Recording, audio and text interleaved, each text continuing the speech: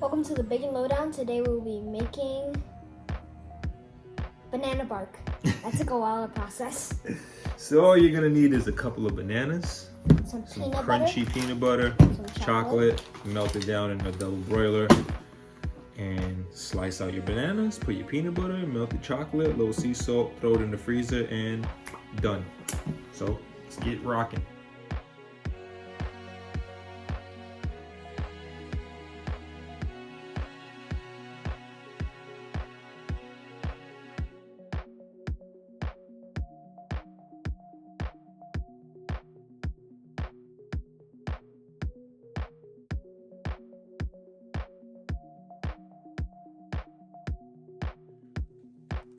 Put this in here for about an hour or two till it's nice and hard, and then you can break off your bark.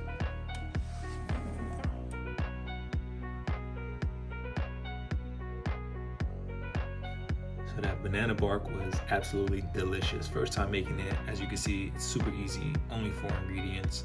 My only suggestion is that you should probably mash down the bananas a little bit just so they can kind of stick together. And then when you pour your peanut butter and your chocolate over it, it can all really bind really well.